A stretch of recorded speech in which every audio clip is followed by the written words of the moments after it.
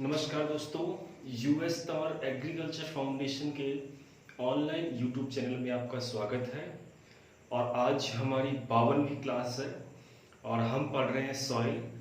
तो बच्चों, सॉइल में हमने कल थोड़ा सा सॉइल का चैप्टर पढ़ा था, मृदा के कणों के बारे में पढ़ा था हमने, और पेडोलॉजी के कुछ एक दो सिद्धांतों के बारे में हमने कल जानकारी प्राप्त की थी। आज हम पढ़ेंगे सॉइल स्ट्रक्चर। अब जो हमारा पॉइंट चलेगा, जो नया चैप्टर चल रहा है वो चल रहा है सॉइल स्ट्रक्चर, जिसको बोलते हैं मृदा संरचना। तो आज हम मृदा संरचना के बारे में चैप्टर चालू करेंगे। तो लिखिए, चलो स्टार्ट करते हैं। सॉइल स्ट्रक्चर आप लिखिए। इसको हिंदी में बोलते हैं मृदा संरचना। तो बच्चों, मृदा संरचना क्या चीज है?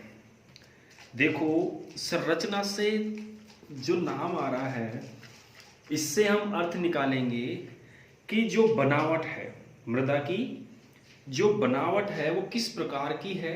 तो जिस प्रकार की बनावट होगी वही उसकी संरचना कहलाएगी। सामान्य शब्दों में हम इसको समझें तो मान लीजिए अगर किसी मृदा के कण मोटे हैं तो मृदा कैसी हुई? मोटी। और मान लीजिए किसी मृदा के कण बारीक हैं तो मृदा कैसी हुई? बारीक। तो ये जो कणों का जो बैलेंस है, जो कि आप इतना देख रहे हैं चेंजेस बालू, सिल्ट और क्ले के रूप में, तो ये जो चेंजेज है ये ही हमारी जो मिट्टी की प्रकृति है उसको बदलता है, और इन्हीं के आधार पर ही मृदा का जो स्ट्रक्चर होता है वो बनता है। तो मृदा संरचना में सबसे ज्यादा जो भूमिका रहती है वो रहती है छोटे कणों की, या सॉइल पार्टिकल्स जो रहते हैं उनकी सबसे ज्यादा इसमें भूमिका रहती है, इंपॉर्टेंट रोल रहता है। तो थोड़ा सा इसमें आप लिखना, अभी हम आपको समझाते हैं थोड़ा सा। मृदा संरक्षण हमारा जो टॉपिक है,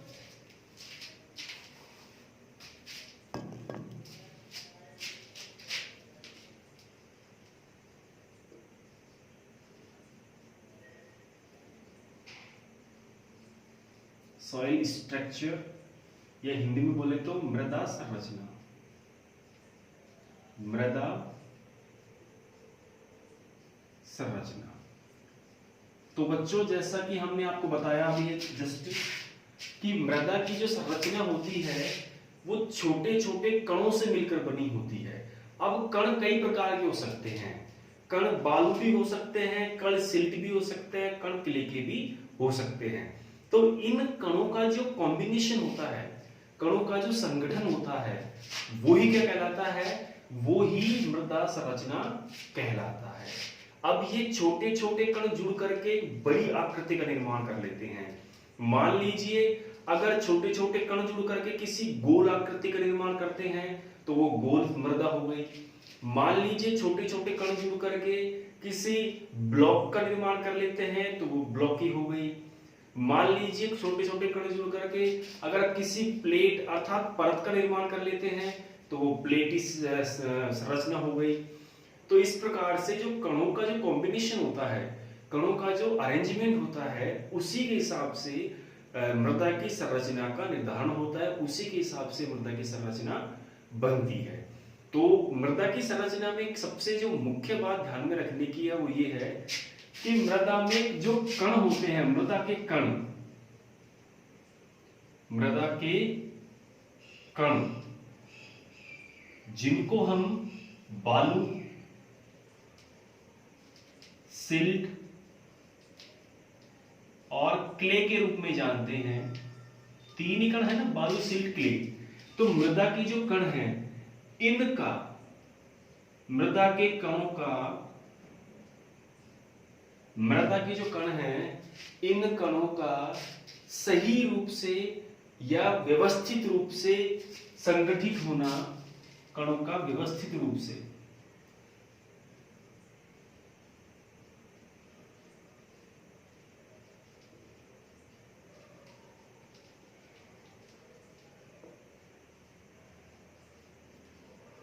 संगठित होना या एक जगह इकट्ठा होना क्या कहलाता है? संगठित होना मृदा संरचना कहलाता है।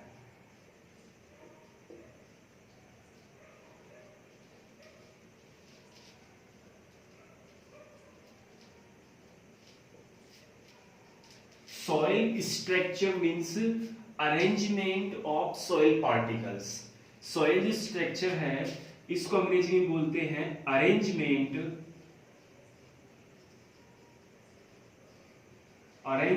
Of soil particles. ठीक है, सॉइल पार्टिकल्स का जो अरेंजमेंट होता है, मृदा के कणों का जो व्यवस्थित ढंग होता है, उसे ही मृदा संरचना कहा जाता है, उसे ही हम सॉइल स्ट्रक्चर कहेंगे। अब सॉइल की जो स्ट्रक्चर होते हैं वो कई प्रकार के होते हैं। मृदा की जो संरचना होती है उसमें कई प्रकार की चीजें होती हैं। तो यहाँ पे हम आपके देखो, अगर इसको मैं 12th के बेसिस पे पढ़ाने लग जाऊंगा तो इसमें बहुत टाइम लग जाएगा। हम केवल शब्द का मतलब समझेंगे और उससे बनने वाले क्वेश्चंस के बारे में हम पढ़ते हुए चलेंगे। तो परिभाषा हमने क्लियर कर दी कि सॉइल स्ट्रक्चर है क्या? मृदा के कणों का व्यवस्थित रूप या मृदा के पार्टिकल्स का संगठित रूप ही क्या कहलाएगा? मृदा संरचना कहलाएगा। अब इसके जो रूप होते हैं वो कई रहते हैं। मुख्यतः मृदा के कणों को 4 भागों में, जो मृदा संरचना है, मृदा संरचना में जो सॉइल पार्टिकल्स, इसको 4 भागों में बांट रखा है। अर्थात मृदा के जो कण हैं ये जब व्यवस्थित होंगे, एक जगह इकट्ठा होंगे, एक अलग संरचना का निर्माण करेंगे, तो कितने प्रकार की संरचना बन सकती है? सॉइल स्ट्रक्चर कितने प्रकार का होता है? सामान्य लैंग्वेज में, सामान्य परिभाषा में आप ये समझो कि मृदा की जो संरचना होती है ये कितने प्रकार की हो सकती है। तो बच्चों, मृदा की जो संरचना होती है 4 प्रकार की होती है। कितने प्रकार की होती है बच्चों? 4 प्रकार की होती है। अब 4 प्रकार कौन कौन से हैं? तो देखिए, सबसे पहला जो आएगा वो आएगा प्लेट। सबसे पहला कौन सा आएगा? प्लेट। तो आप देखते जाइए इनको सीरियल वाइज। सबसे पहले जो नंबर आएगा, नंबर 1, वो आएगा प्लेटी। पहले कौन सा आएगा? प्लेटी। उसके बाद प्रिज्मी,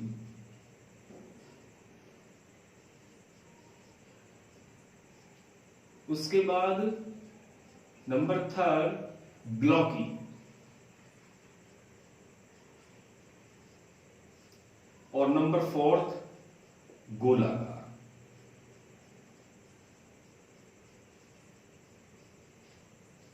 नंबर 4 गोलाकार। देखिए, ये मैंने आपको बिल्कुल शुद्ध नाम लिखवाए हैं, बिल्कुल सही नाम लिखवाए हैं।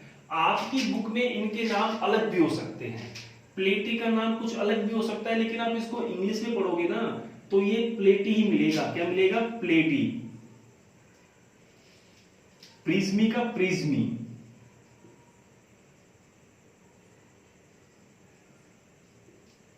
प्रिज्मी। ब्लॉकी का ब्लॉकी, और गोलाकार का राउंड।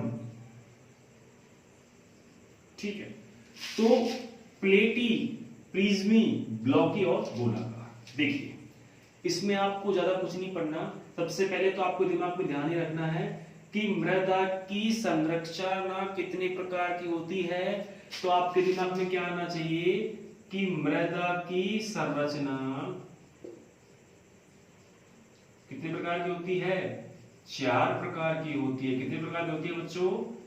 4 प्रकार की होती है। कितने प्रकार की होती है मृदा की संरचना? 4 प्रकार की होती है। Soil structure are 4 types. पहला कौन सा है? प्लेटी। दूसरा कौन सा है? प्रिज्मी। तीसरा कौन सा है? ब्लॉकी। और चौथा गोलाकार। ये फिक्स है, इनमें कोई चेंज नहीं होगा। इनकी सीरीज ऊपर नीचे हो सकती है, कहीं में पहले गोलाकार आ सकता है, उसके बाद ब्लॉकी आ सकता है, उसके बाद प्लेटी, फिर प्रिज्मी। कैसे भी आप इसको अपने याद करने के हिसाब से सेट कर सकते हैं। लेकिन मैंने इसका जो सबसे सिंपल फंडा लिया है वो ये लिया है कि पहले प्लेटी, फिर प्रिज्मी, फिर ब्लॉकी और फिर लास्ट में गोलाकार। तो प्लेटी जो संरचना है, इसके नाम से ही पता चल रहा है प्लेट।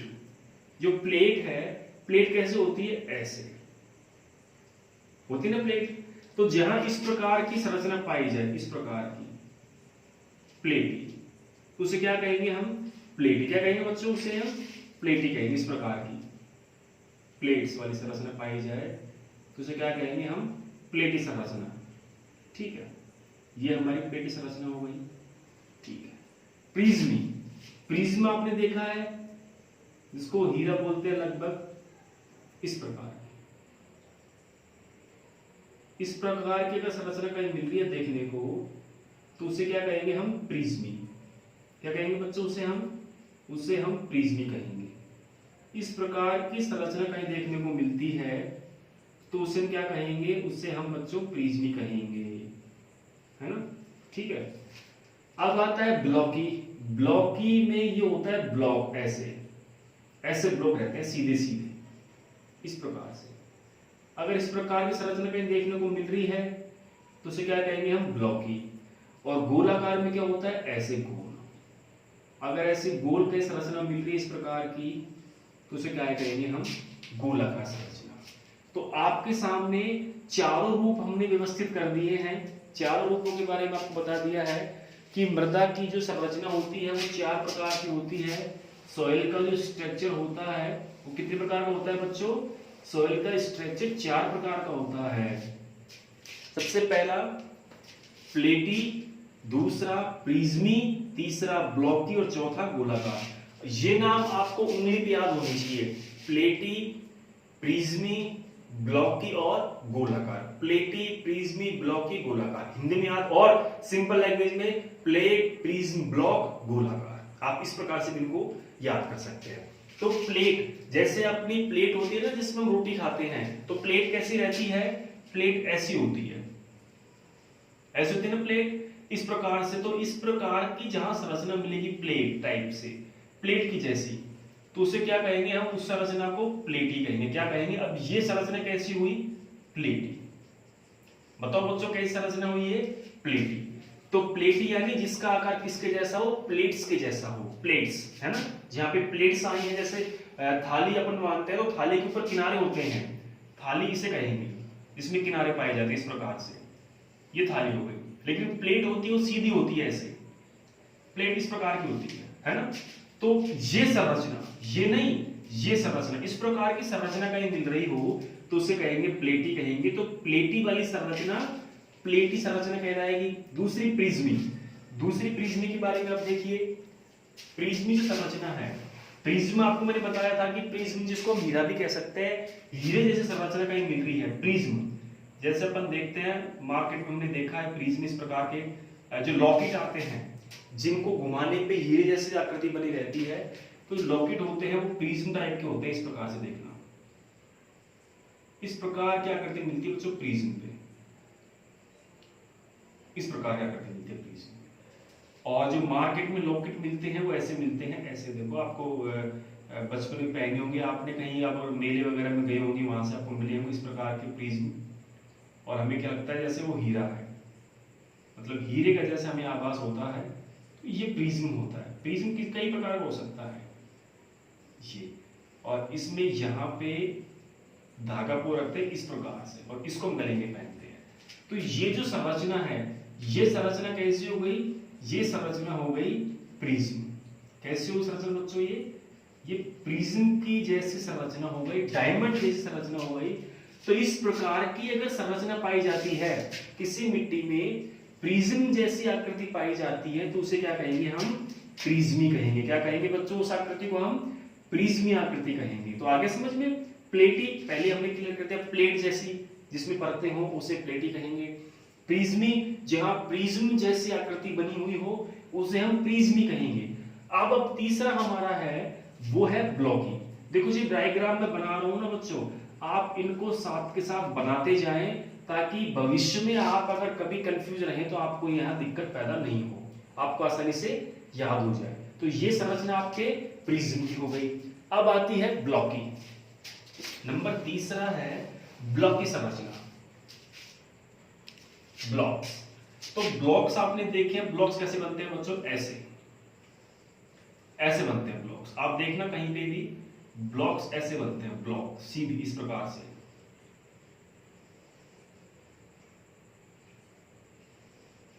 इस प्रकार की कहीं संरचना मिल रही हो तो उसे हम क्या कहेंगे, ब्लॉक की संरचना कहेंगे। इस प्रकार की, ये क्या बन गए सारे, ये बन गए ब्लॉक, है ना, सीधे खड़े, ऐसे यूं खड़े। तो इस प्रकार की जहां संरचना पाई जाती है, ब्लॉक्स टाइप की संरचना पाई जाती है, तो उसे हम क्या कहेंगे, उसे हम ब्लॉक की संरचना कहेंगे। क्या कहेंगे बच्चों, उसे हम ब्लॉक की संरचना कहेंगे। प्लेटी जहां प्लेट जैसी आकृति मिले, प्रिज्मी जहां प्रिज्म जैसी आकृति मिले, और ब्लॉकी जहां ब्लॉक जैसी आकृति मिले इस प्रकार की, तो उसे कहेंगे हम ब्लॉक की संरचना। ठीक है, अब लास्ट वाला बचता है हमारा गोलाकार। तो गोलाकार में संरचना गोल होती है। मिट्टी के कण कैसे होते हैं, गोल, इस प्रकार से मिट्टी के कण गोल रूप से व्यवस्थित रहते हैं। गोल चाहे छोटा हो चाहे बड़ा हो, किसी प्रकार का हो, तो वो कैसा रहेगा, गोल। अब ये सारी आकृतियां कैसी हैं बच्चों, ये सारी आकृतियां कैसी हैं, गोल। तो इसे हम कहेंगे गोलाकार। क्या कहेंगे बच्चों, इसे हम गोलाकार या राउंड शेप। तो राउंड शेप में मिट्टी के कण गोल रहते हैं। तो जहां गोल कण पाए जाते हैं उस मिट्टी को कहेंगे गोलाकार, जहां ब्लॉक पाए जाएंगे उस मिट्टी को कहेंगे ब्लॉकी, जहां प्रिज्म पाए जाएंगे उसे कहेंगे प्रिज्म, और जहां प्लेट पाए जाएंगे उसे कहेंगे प्लेटी। तो ये चार प्रकार की संरचना है, चार प्रकार के कण हैं। तो सॉइल स्ट्रक्चर में आपके केवल इतना ही है सिलेबस में, तो इसलिए हम आपको इतना ही पढ़ा रहे हैं। तो आपको इनका सबसे पहले तो इनके डायग्राम आपको याद होनी चाहिए। कभी कभी ऐसा भी आता है कि चित्र बना करके पूछ लेते हैं, निम्न आकृति संबंधित है। जैसे चित्र ये बना दिया, इस प्रकार का चित्र आ गया, इस प्रकार का चित्र आ गया। चित्र मैंने आपको समझाए हैं वही चित्र बनेंगे, जो चित्र मैंने आपको समझाए हैं ना वही चित्र बनेंगे। इस प्रकार का चित्र दे देंगे, पूछेंगे ये संरचना किस प्रकार की मृदा की है, तो वहां पे आएगा ये सीधे खड़े ब्लॉक है, इसलिए इसे कहेंगे ब्लॉक की संरचना। कैसे कहेंगे, ब्लॉक की संरचना। और जहां ये गोल है मतलब इसे हम गोल संरचना कहेंगे, गोलीय मृदा। जहां प्रिज्म लंबे लंबे ऐसे प्लेट की तरह हो तो उसे हम प्लेटी कहेंगे, और जहां प्रिज्म बनेंगे वहां हम उसे प्रिज्म कहेंगे। तो चार प्रकार की मिट्टी है, चार प्रकार की मिट्टी के कण हैं, इनको आप उतार लीजिए। और इनके कुछ एक एक दो एग्जाम्पल भी हैं, तो उनको भी आप साथ के साथ नोट डाउन कर लीजिए, लिख लीजिए। जिसमें प्लेटी दो प्रकार की होती है, संस्तरीय और प्लेटीय। जो प्लेट संरचना होती है दो प्रकार की होती है, संस्तरीय और दूसरी प्लेटीय।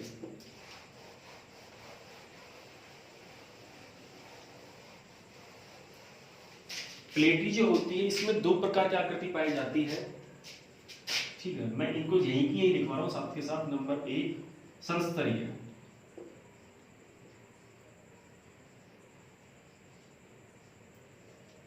और दूसरी है प्लेटीय। दोनों का मतलब यही है, संस्तर यानी एक के बाद एक, एक के नीचे एक, स्तर के रूप में, संस्तर के रूप में। जैसे ये है उसके बाद ऊपर ये है, इसके नीचे ये है, इसके नीचे ये है। इस प्रकार की संरचना भी प्लेटी में आएगी। और प्लेट्स अगर मिलती हैं तो वो भी किस में आएगी, प्लेटी में आएगी। वो संरचना किस में आएगी बच्चों, वो संरचना भी प्लेटी में आएगी। ठीक है, नंबर 2 पे है प्रिज्मी। प्रिज्मी में आपकी जो प्रिज्म बनेंगे वो प्रिज्मीय बनेगी संरचना और खंबी है। प्रिज्म खड़े खंबे की तरह भी होते हैं, इसलिए प्रिज्मी या खंबी है। प्रिज्म जो होते हैं ना, प्रिज्म खंबे की तरह भी होते हैं। देखो प्रिज्म दो होते हैं, एक तो ये हो गया इस प्रकार का प्रिज्म जो मैंने आपको बना के बताया था थोड़ी देर पहले, एक तो इस प्रकार का प्रिज्म हो गया। एक होता है खंबीय, कैसे, इस प्रकार से।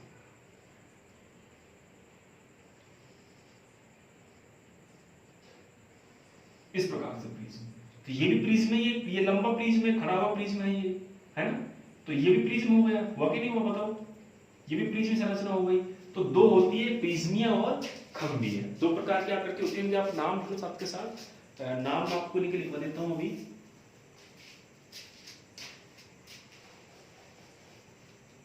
नंबर 1 प्रिज्मी,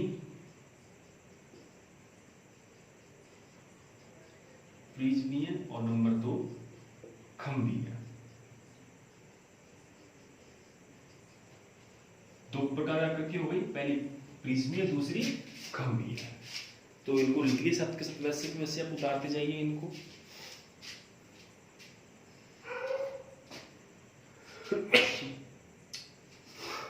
नंबर 3 पे आइए। नंबर 3 पे जो है वो है ब्लॉकी। कैसी है? ब्लॉकी। ब्लॉकी को खंडीय भी बोलते हैं। ब्लॉक में खंड, क्योंकि ब्लॉक बन रहे हैं मतलब खंड बन रहे हैं, है ना।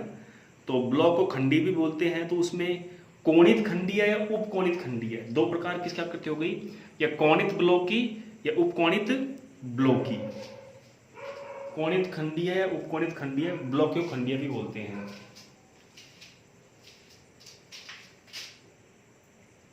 इसका है एक पे कोणित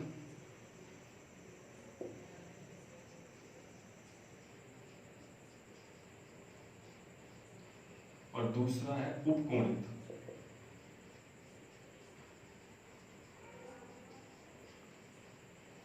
कोणित जिसमें ब्लॉक में कोणे बन रहे हैं, जिसमें कोणे पाए जा रहे हैं उसे कोणित कहेंगे, और जहां छोटे कोण पाए जा रहे हैं उसे उपकोणित बोलेंगे, है ना। तो दो प्रकार की हो गई ब्लॉकी में, एक तो कोणित और दूसरी उपकोणित। अब इनको अगर आप खंड लिखेंगे, अगर मान लीजिए ब्लॉकी मैंने लिखा है, कई जगह ब्लॉकी की जगह खंडीय भी आता है, कई जगह पे जो ब्लॉकी होता है इसकी जगह खंडीय भी आता है। तो आप यहां लिख सकते हैं कोणित खंडीय और उपकोणित खंडीय। उपकोणित खंडीय, कई किताबों में खंडित भी लिखा हुआ है, खंडीय भी, इसलिए ब्लॉक को खंड भी बोलते हैं। जो ब्लॉक होता है ना, ब्लॉक, इसको खंड भी बोलते हैं। जैसे आपके राजस्थान में हर ब्लॉक स्तर पर एग्रीकल्चर की स्कूल है, तो उसकी जगह ये भी कह सकते हैं कि राजस्थान में हर खंड स्तर पे एग्रीकल्चर की स्कूल है, या फिर तहसील स्तर पे। किस स्तर पे? तहसील स्तर पे। लेकिन यहां तहसील एक जगह हो गई, तहसील शब्द किसका हो गया? एक जगह का हो गया, है कि नहीं। ये प्रशासनिक शब्दावली आ गई, जगह का हो गया तहसील का। यहां खंड और ब्लॉक ये एक विशेष समूह को प्रदर्शित कर रहे हैं, एक विशेष आकृति को प्रदर्शित कर रहे हैं, और यहाँ पे हम केवल आकृति के बारे में पढ़ेंगे। इसलिए जो है आपका ब्लॉक को, ब्लॉक से क्या बना है? ब्लॉकी। तो ब्लॉकी को खंडीय भी बोल सकते हैं। क्या बोल सकते हैं? खंडीय भी बोल सकते हैं। इसके दो हो गई, कोणित और उपकोणित खंडीय। दो प्रकार के खंडीय हो गए, कोणित और उपकोणित। अब लास्ट का बच रहा है गोलाकार। गोलाकार के भी बच्चे दो ही भाग हैं। पहला तो है गोलीय या गोलाभ, और दूसरा कोणीय गोलाभ, या तीसरा मृदुकणीय गोलाभ। गोलीय संरचना है गोलाकार, इसको गोलाभ भी बोलते हैं। गोलाकार जो संरचना है इसको गोलाभ भी कह सकते हैं। तो एक तो हो गया कणीय, एक हो गया मृदुकणीय।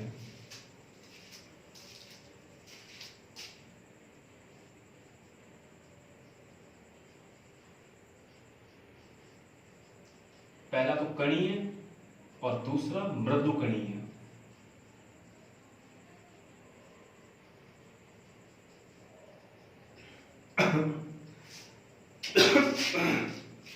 अब जो कणीय है वो जिनका आकार कण जैसा है, छोटा है, उसे हम कणीय गोलाकार कहेंगे।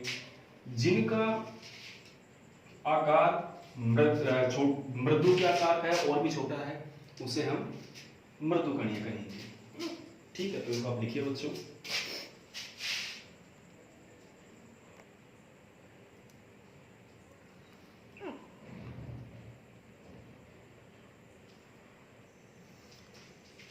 इसको उतारिए बच्चों आप। इसके ये जो भाग थे हमने पढ़ लिए, अब इसके हम कार्य पढ़ेंगे कि जो मृदा संरचना है इसका काम क्या है, ये क्यों काम आता है। और बच्चों मेरे गले में थोड़ी सी हिचकी हो रही है, पता नहीं किस वजह से हिचकी आ रही है थोड़ा सा, तो आवाज़ में थोड़ा सा एक अलग सा साउंड आएगा, उसके लिए मैं आपसे माफ़ी चाहता हूँ बच्चों, क्योंकि मैं क्लास ऑफ कर नहीं सकता। एक छोटी सी हिचकी के कारण अगर मैं क्लास ऑफ कर दूँ तो गलत बात है। चलिए आएगी जो देख लेंगे इसकी को भी है। ये तो सामान्य प्रोसेस है, नेचुरल वे है, एक अनैच्छिक क्रिया है जो किसी के हाथ में नहीं है। तो मृदा संरचना के कार्य क्या है बच्चों, तो इनमें आप देखना कि मृदा में वायु और जल, जल और जो वायु होती है, इन दोनों का जो अनुपात होता है, ये अनुपात मृदा की संरचना को बनाने के लिए बहुत ज्यादा भूमिका अदा करता है। जल और पानी का जो अनुपात है, ये मृदा की संरचना को बनाने में बहुत ज्यादा भूमिका अदा करता है, बहुत ज्यादा रोल प्ले करता है। ठीक है, अब हम पढ़ेंगे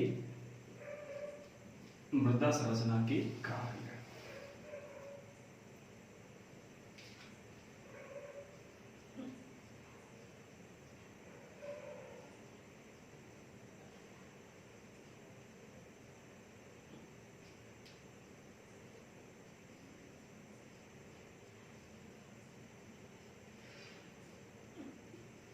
चलिए, तो मैं आपको बता रहा था कि जल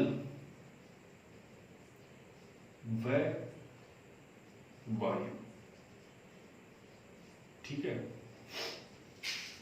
जल और वायु, इन दोनों का अनुपात, इन दोनों का अनुपात, दोनों का अनुपात मृदा की संरचना को तैयार करने में, या हम ये कहें कि मृदा की आकृति को बनाने में बहुत ज्यादा भूमिका अदा करता है, बहुत ज्यादा महत्व रखता है। ठीक है, तो जलवायु का जो अनुपात है, अगर सही अनुपात होगा, सही अनुपात में अगर वायु और जल होगा तो हमारी मिट्टी अच्छी बनेगी। ठीक है, मान लीजिए अगर जल की मात्रा ज्यादा हो जाती है तो हमारी मिट्टी की जो संरचना है उसमें बदलाव हो जाएगा। अगर जल की मात्रा ज्यादा हो जाएगी तो हमारी जो मिट्टी की संरचना है उसमें क्या हो जाएगा बच्चों, उसमें बदलाव हो जाएगा। ठीक है, और जो मिट्टी और पानी के बीच में क्रियाएं जो होती हैं वो बहुत ही ज्यादा प्रभावित हो जाएंगी, जिससे कि हम ये कह सकते हैं कि हमारी मिट्टी का क्षरण होना शुरू हो जाएगा, मिट्टी का अपरदन होना प्रारंभ हो जाएगा, मिट्टी का ह्रास होना प्रारंभ हो जाएगा। तो ये जो इन दोनों का अनुपात है बहुत ज़्यादा जरूरी है।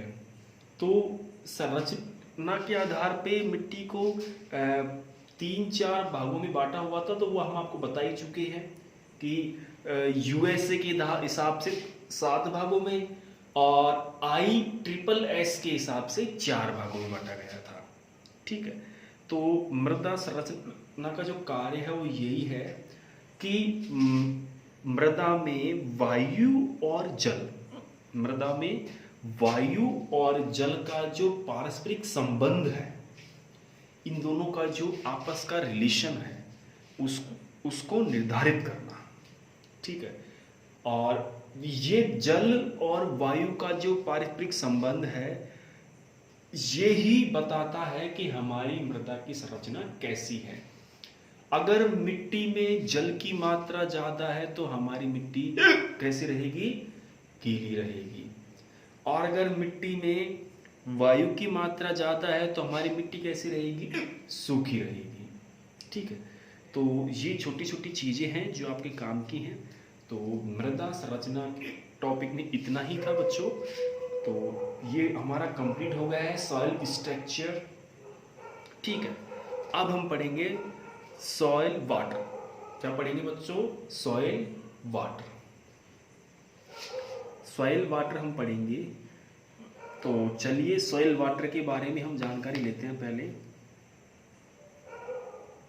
ठीक है,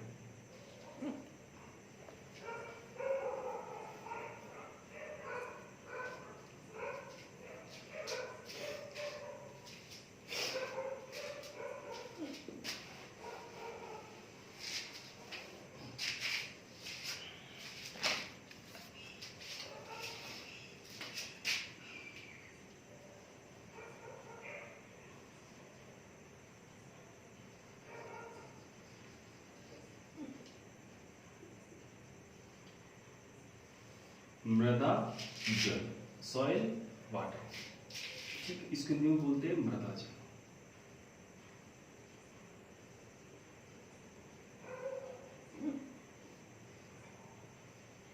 देखिए, एक तो होता है जल, ठीक है, यहां हम पढ़ रहे हैं मृदा जल। मृदा जो जल है, इसका मतलब ये है कि मृदा के अंदर, इसके अंदर, मृदा के अंदर जो जल का अनुपात है, किसका अनुपात, जल का अनुपात, वो अलग अलग होता है। क्या होता है बच्चों, मृदा में जल का अनुपात अलग अलग होता है। जैसे कोई मृदा है और वहां पे पानी की मात्रा बहुत ज्यादा है, पानी खूब है वहां, लेकिन फिर भी वहां के पौधे प्रॉपर फसल पैदा नहीं कर पा रहे, पौधों से प्रॉपर उपज नहीं मिल पा रही, तो उसमें क्या कारण है, उसका मुख्य कारण क्या रहा है कि पानी की उपलब्धता होने के बावजूद भी हमारे पौधे अच्छी उपज नहीं दे पा रहे। कई बार ऐसा होता है कि हमको ऊपर से पानी दिखाई नहीं देता कि हमारी मिट्टी सूखी है, उसके बावजूद भी हमारे पौधे अच्छी वृद्धि कर जाते हैं और हमें उपज अच्छी दे देते हैं। तो ये पानी का जो हेरफेर है, पानी का जो पौधे के लिए उपलब्धता है, अवेलेबिलिटी है, तो ये अवेलेबिलिटी क्या है, इसका मिट्टी में क्या योगदान है, पौधे के लिए क्यों जरूरी है।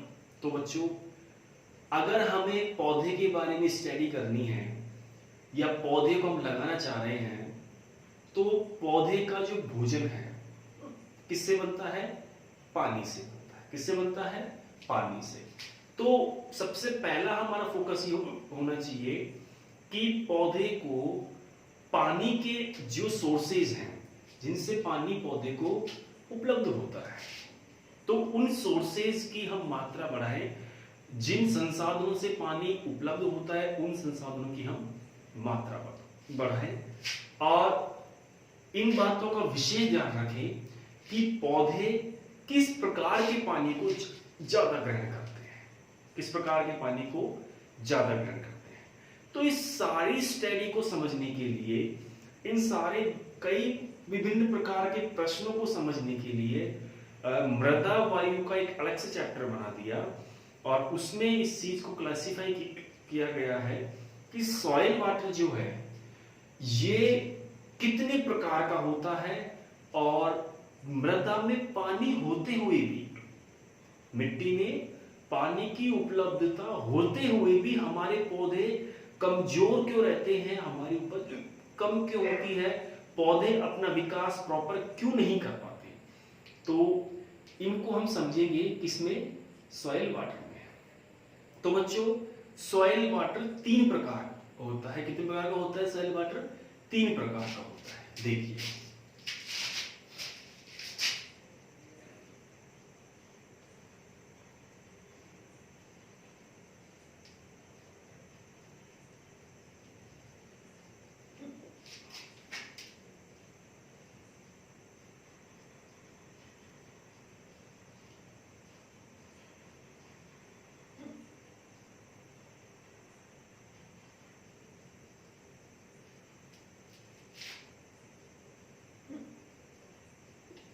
मृदा जल प्राय 3 प्रकार का होता है। कौन कौन से प्रकार का होता है, सबसे पहले देखिए नंबर 1, नंबर फर्स्ट, जिसको बोलते हैं आर्द्रताग्राही जल। कौन सा बोलते हैं, आर्द्रताग्राही जल या हाइग्रोस्कोपिक। क्या बोलेंगे, हाइग्रोस्कोपिक। नंबर 1 पे है आर्द्रताग्राही जल।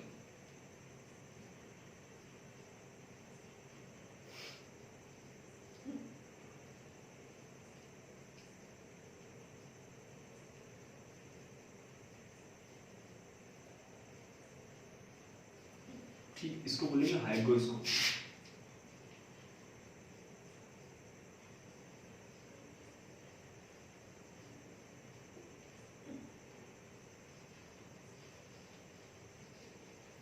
Hygroscopic water.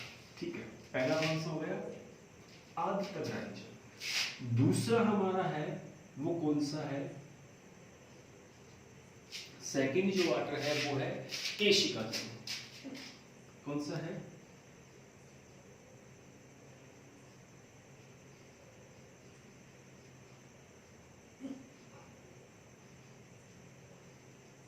केशिका जल, इंग्लिश में बोले तो कैपिलरी वाटर।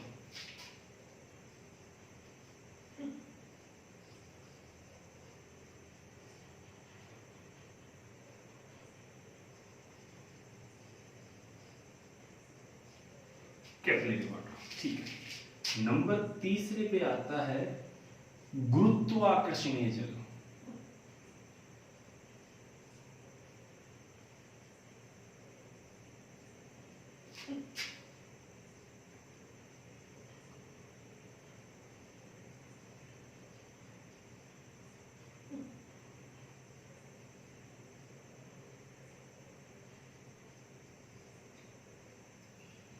गुरुत्वाकर्षण को इंग्लिश में क्या बोलते हैं? Gravitational water.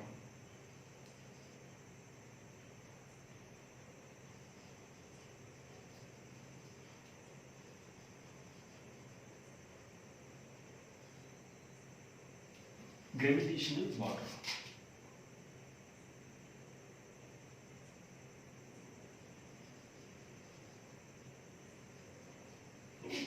ठीक है, तीन प्रकार के जल पाए जाते हैं हमारी मिट्टी में। पहला है आर्द्रताग्राही, दूसरा है केशिकीय और तीसरा है गुरुत्वाकर्षीय जल।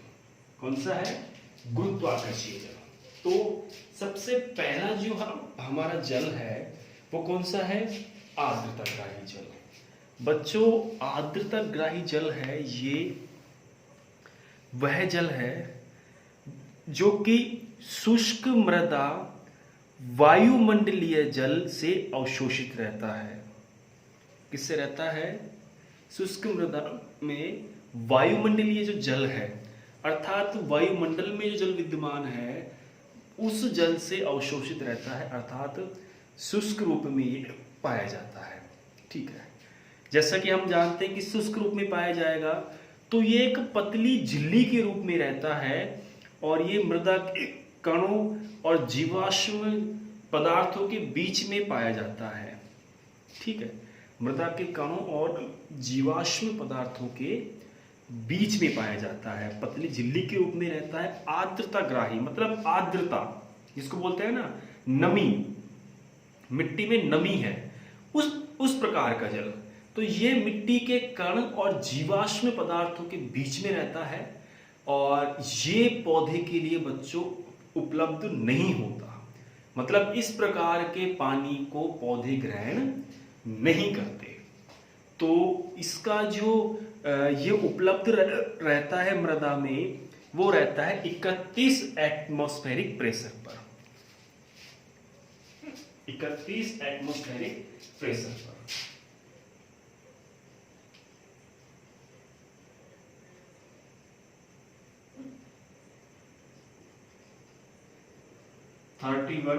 ATMS है ना, 31 एटमॉस्फेरिक प्रेशर पर ये उपस्थित रहता है।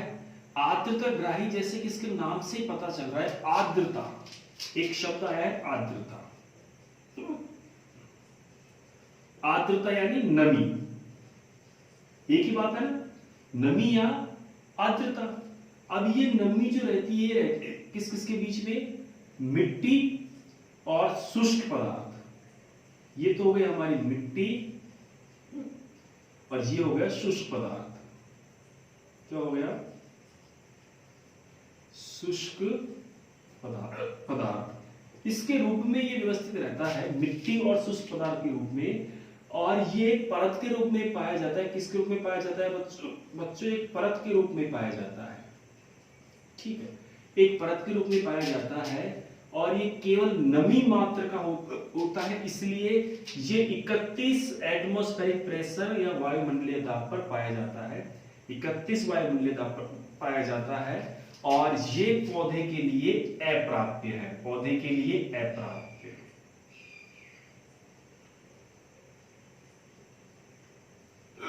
पौधे के लिए अप्राप्य।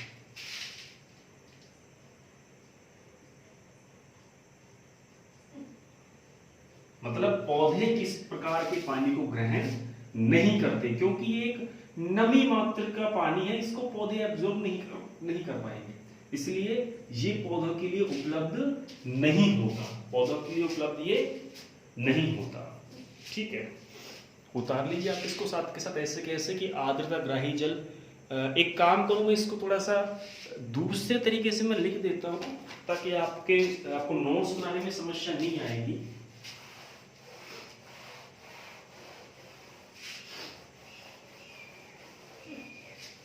तीन प्रकार का होता है। नंबर 1 पे आर्द्रता ग्राही,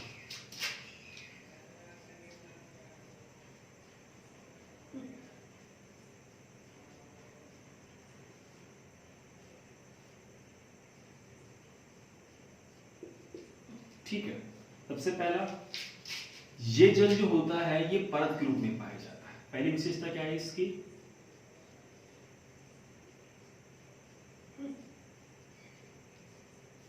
विशेषताएं, ठीक है। तो इसकी विशेषताएं क्या है, पहली है ये परत के रूप में पाया जाता है, परत के रूप में पाया जाता है। इस प्रकार से आप नोट्स बनाइए, अच्छे बनाइए। नंबर 2,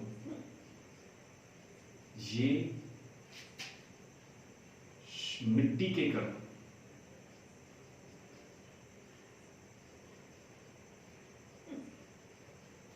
मिट्टी के कणों व कार्बनिक पदार्थ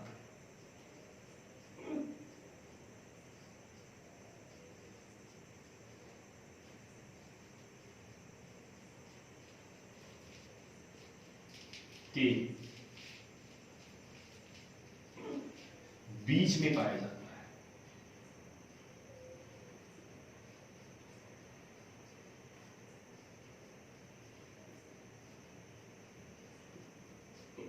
ठीक है। नंबर 3, ये थोड़ा इंक रिफिल कर लेते हैं, आपको दिख तो जाएगा आराम से।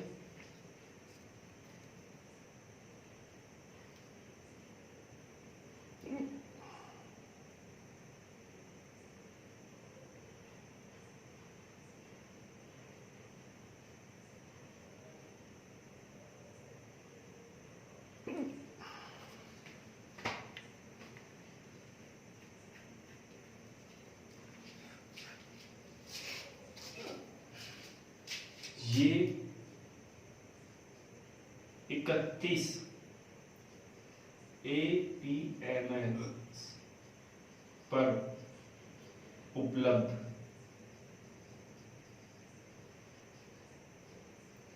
होता है या ATM से उपलब्ध रहता है।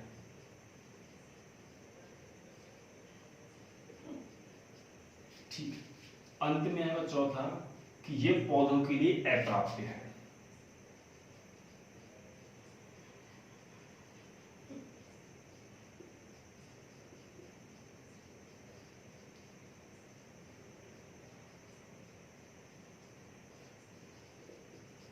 पौधों के लिए क्या है बच्चों, ये पौधों के लिए अप्राप्य है। तो 4 पॉइंट हमने लिखने इसमें। हाइग्रोस्कोपिक जो वाटर है, अंग्रेजी में क्या बोलेंगे इसको,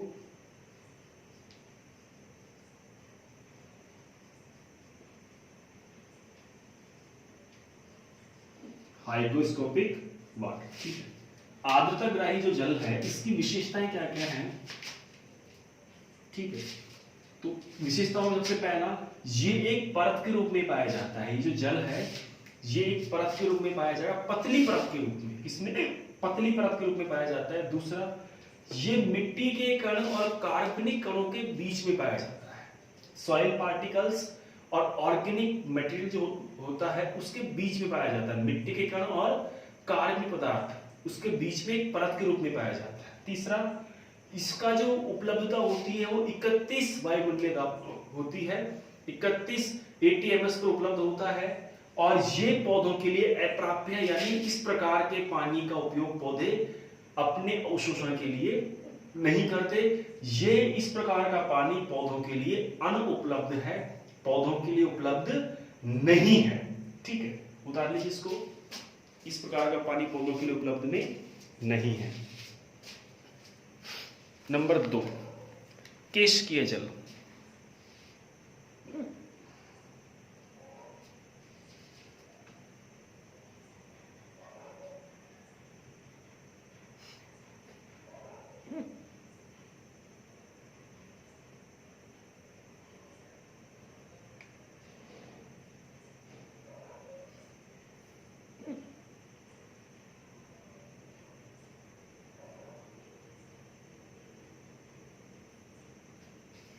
चलिए अगला है केशिकीय जल। इसको कैपिलरी वाटर भी बोलते हैं।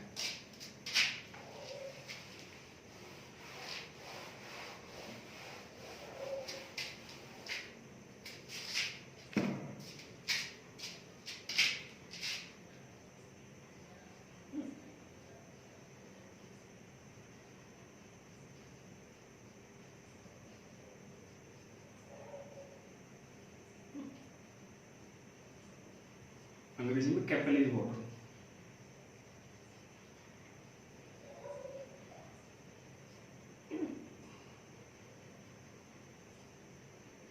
कैपिलरी वाटर, ठीक है। इसकी विशेषता क्या है? विशेषता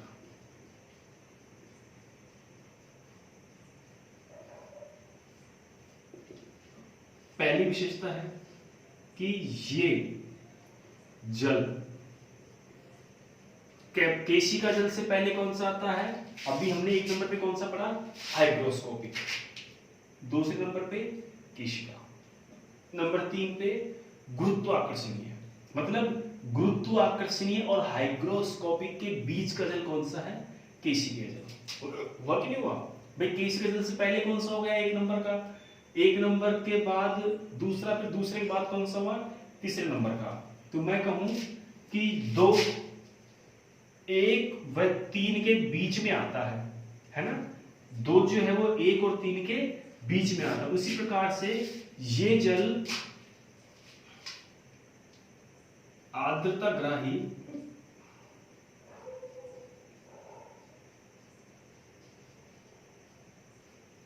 व आर्द्रताग्राही व लास्ट कौन सा था आपके? जो गुरुत्वाकर्षणीय जल।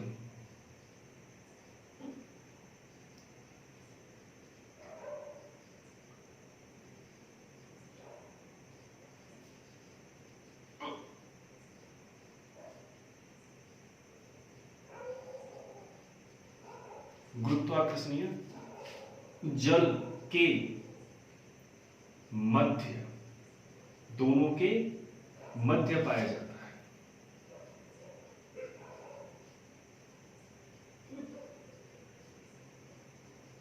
ठीक है। नंबर 2, ये पौधे को ये 1/3 या 0.3 से 31, 1/3 या 0.3 से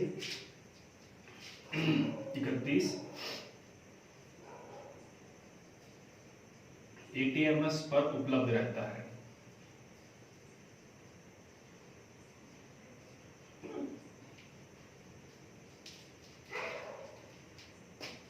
नंबर 3, ये पौधों के लिए या इस प्रकार के जल को पौधे ग्रहण करते हैं। ये पौधे के लिए प्राप्य जल है।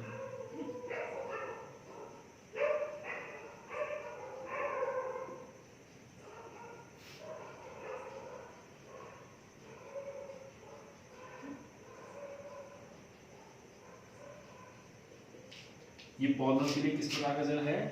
प्राप्य जल है या अवेलेबल वाटर है। ठीक है, इस प्रकार के जल को पौधे ग्रहण करते हैं।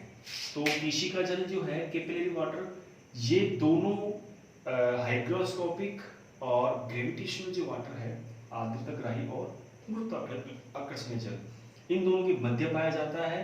इसका जो दाब होता है वो 0.3 या 1/3 से 31 ATMS होता है, और ये जो होता है ये पौधों के लिए प्राप्य होता है, अर्थात इस प्रकार के जल को पौधे ग्रहण करते हैं। लिख लीजिए सब इसको आप उतारते जाइए ऐसे कैसे।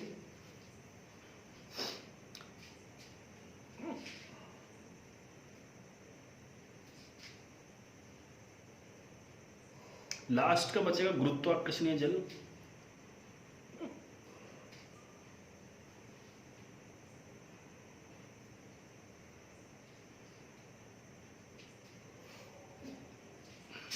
नंबर 3 पे है गुरुत्वाकर्षणीय जल।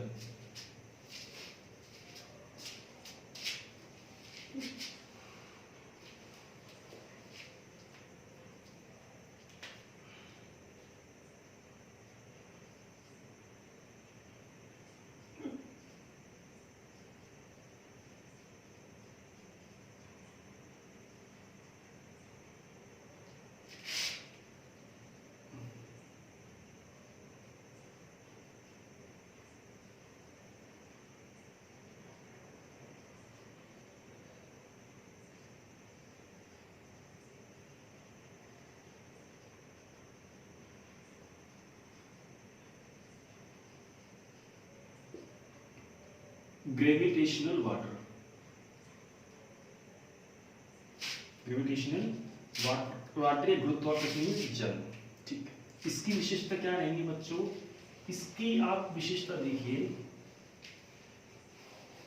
सबसे पहले गुरुत्वाकर्षणीय जल, नाम क्या है? गुरुत्वाकर्षण। गुरुत्वाकर्षण के जल, गुरुत्वाकर्षण के कारण जो जल होता है वो कहाँ गति करता है? नीचे की तरफ। जैसे हमने कहा कि हम कोई वस्तु उछालेंगे तो नीचे की तरफ गति क्यों करेगी? क्योंकि गुरुत्वाकर्षण के कारण वो चीजें उसे खींचती हैं। हम पृथ्वी के ऊपर किस प्रकार से चलते हैं? गुरुत्वाकर्षण की वजह से। ठीक है, तो पहला क्या है कि ये गुरुत्वाकर्षण के कारण नीचे की तरफ गति करता हुआ रहता है।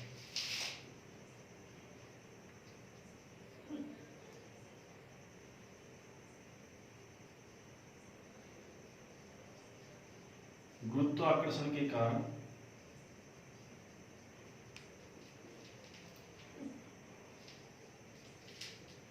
नीचे की तरफ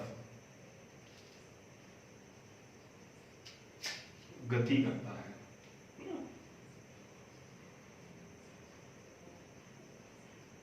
ठीक है, दूसरा इसका पॉइंट है वो है ये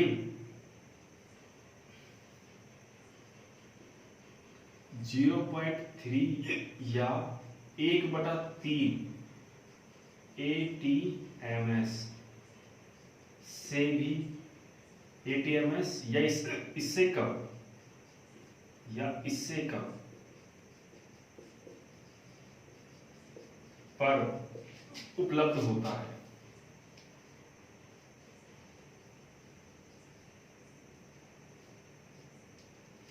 उपलब्ध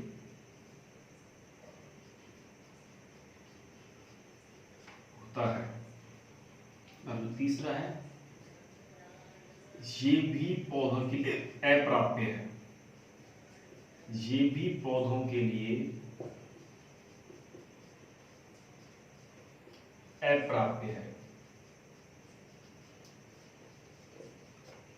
प्लांट्स के लिए क्या है? अनअवेलेबल। पौधे के लिए अप्राप्य है। तो देखिए, जो लास्ट का जो वाटर है जिसको बोलेंगे हम ग्रेविटेशनल वाटर या गुरुत्वाकर्षणीय जल, तो इसका नाम से ही पता चल रहा है कि गुरुत्वाकर्षण की तरफ गति कर रहा है। तो इसमें ये पहली बात तो ये होगी कि गुरुत्वाकर्षण के कारण नीचे की तरफ गति करता है। कहाँ गति करता है? नीचे की तरफ गति करता है। दूसरी, ये 0.3 या 1/3 ATMS पर उपस्थित होता है, इससे कम पर पाया जाता है। तीसरा, ये पौधों के लिए भी अप्राप्य, पौधों के लिए ये जल अप्राप्य जल है। तो इसको मैं थोड़ा सा और अलग लैंग्वेज में आपको समझा रहा हूँ डायग्राम बना करके। हालांकि इसमें सारी चीजें इतनी सी हैं और इसमें कुछ खास चीज है नहीं। ठीक है, तो तो इसको एक बार मैं आपको थोड़ा सा हल्का सा और समझा दूँ, एक बार समझ में आ जाएगा आपके।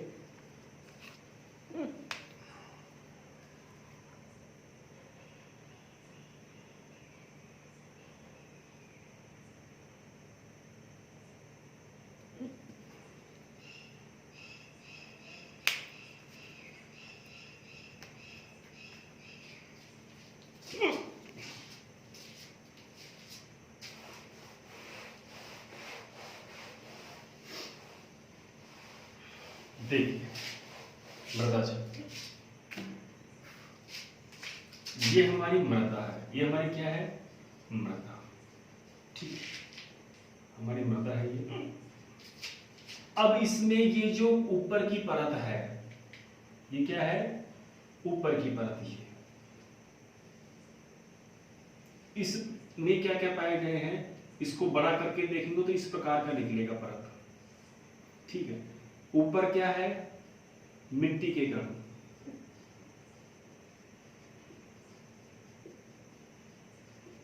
और नीचे कार्बनिक पदार्थ, कार्बनिक कण। या उसको उल्टा भी कर सकते हैं, ऊपर कार्बनिक कण नीचे मिट्टी के कण, एक ही बात है। ठीक है, इन दोनों के बीच में जो पानी पाया जाएगा पतली परत के रूप में, कौन सा पानी कहलाएगा, वो पानी नंबर फर्स्ट वाला, कौन सा,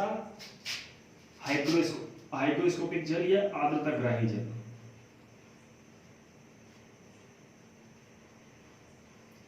आर्द्रताग्राही जल। ठीक है, ये पानी ये हो गया उपस्थित, आर्द्रताग्राही जल। उसके बाद आता है नीचे, इससे नीचे, इससे नीचे। ठीक है, ये जो जल होता है, इसका जो दाब रहता है वो कितना रहता है, 1/3 या 0.3 से 31 psi, 80 ms। ठीक है, और यहाँ पे इसका जो प्रेशर रहता है कितना रहता है, इसका 31 ms, 80 ms। ऊपर वाले का 31 80 ms, नीचे वाले का 31 से 0.3। ठीक, पौधे के लिए उपलब्ध रहता है ये। और इससे जो नीचे जाएगा, इससे जो नीचे जाएगा उसका रहेगा 0.3 या 1/3 से कम। ये भी पौधों के लिए अप्राप्य है, ये भी पौधों के लिए क्या है बच्चों, अप्राप्य है। और इसको सिंपल लैंग्वेज में समझो तो उसमें देखिए,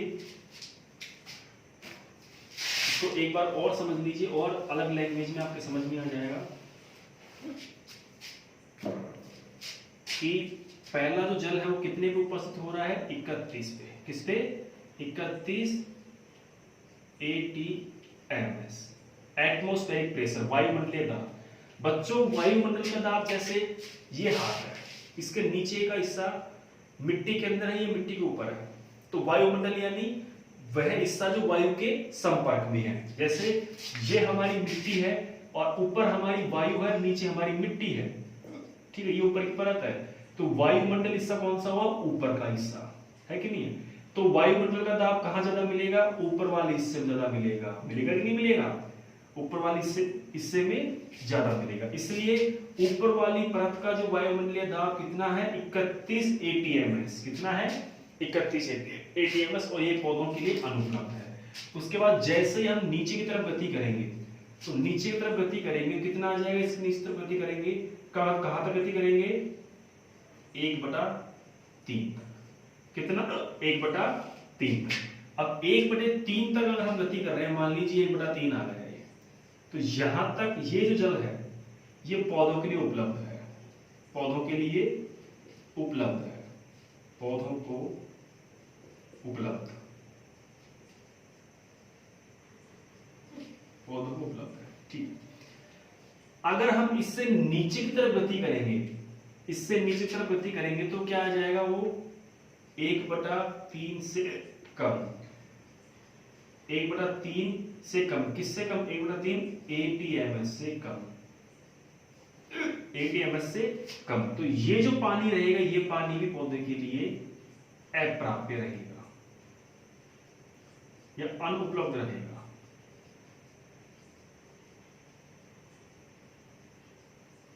क्या रहेगा, अनुपलब्ध रहेगा।